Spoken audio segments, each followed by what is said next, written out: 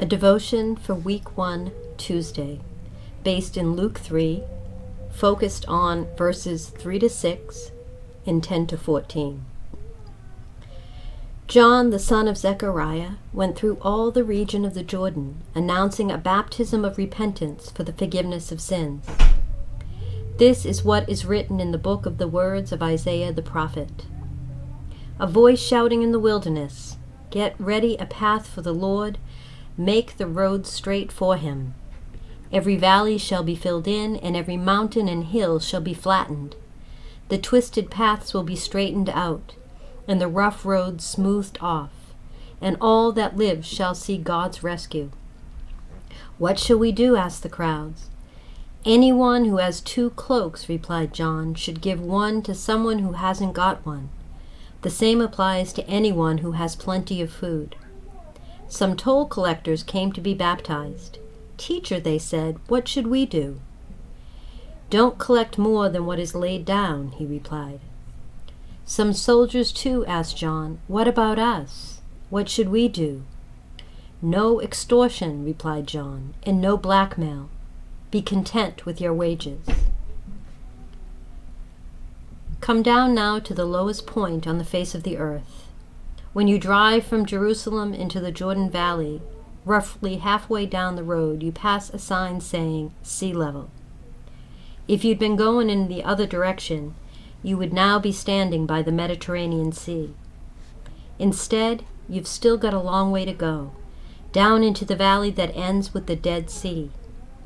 You can't get lower than that without digging a tunnel.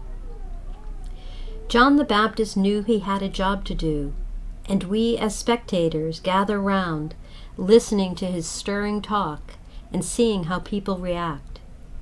He had come to the lowest point on earth because that was where God had met with his people before, when they were on the verge of crossing over into the promised land. John believes that God's people now are on the verge of something new, something even bigger. We join the crowds as they press round him. We hear his grand description of the new things that are going to happen. It's like Isaiah said, God is going to flatten the hills and fill in the valleys, because he is now coming back to his people in person, back to his world, and he's going to straighten everything out.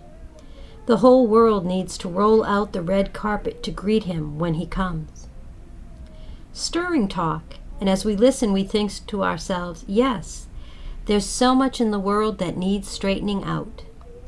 There's terrorism, famine, war, and all kinds of bitterness.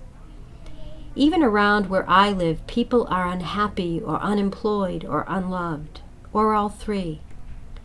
We want God to come back and sort it all out. And we start to pray that it may be so indeed.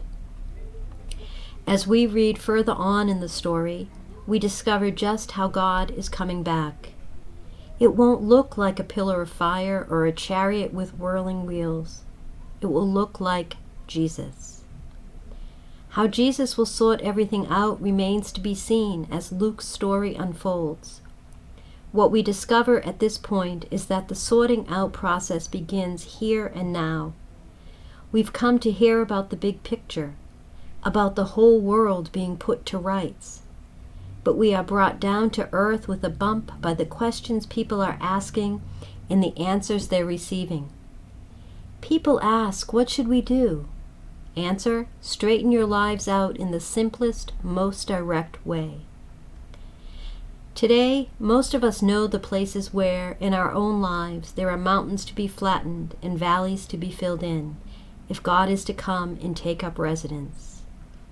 The prayer: Lord, show me how my life can be straightened out, so that your healing, restoring power may flow through me to the world around.